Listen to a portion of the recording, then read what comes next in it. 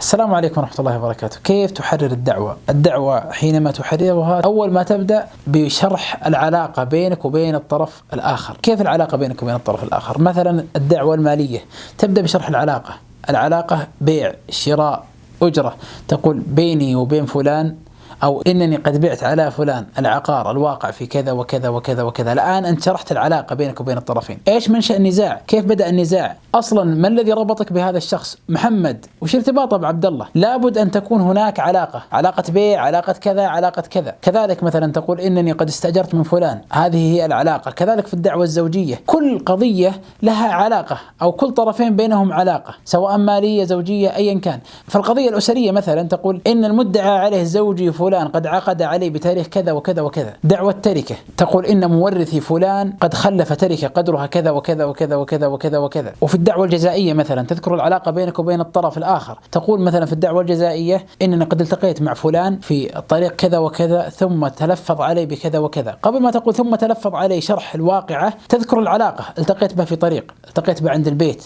حصل شجار. هذه هي العلاقة. المرحلة الثانية في تحرير الدعوة أن تذكر سبب نشوء ذلك الحق المطالب به. يعني مثلا بعد ما ذكرنا العلاقة أن بيني وبين فلان مبايعة من نوع كذا وكذا وكذا، طيب الآن فهمنا العلاقة بين الطرفين، ما هي المرحلة الأخرى؟ أن نفهم السبب الذي بناء عليه أطالب بالحق المدعى به. تقول مثلا بعد ما وقعت المبايعة بيني وبين فلان لم يفرغ لي العقار، بعد ما اتفقت مع فلان على عقد الأجرة لم يدفع الأجرة، هذا هو السبب الذي بناء عليه أطالب بالحق المدعى به. كذلك في الدعاوى الزوجية تقول إن فلانة زوجتي كذا وكذا وكذا، هذه العلاقة. ثم تذكر خرجت من بيت الزوجية، فلانة أخذت الأولاد ولم ترجعهم ولم تمكنني من زيارة الأولاد، هذا هو السبب الذي بناء عليه تطلب أو تطالب بالحق المدعى به. بعد ذلك مرحلة إضافية وهي ما يكون من إضافات للمرحلة الأولى والثانية، وهي ما يكون من شرح للواقعة أو للعلاقة التي بين الطرفين أو بعض التفاصيل التي قد تكون تفاصيل مهمة. ثم بعد ذلك تشرع في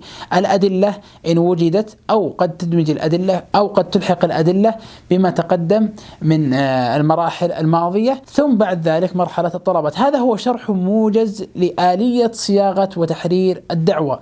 طبعا إذا سرت على هذه الأسس تستطيع أن تحرر دعواك بالشكل الصحيح. أحيانا قد نتقن التفاصيل الدقيقة والفروع الدقيقة لكن لا نتقن الأصول.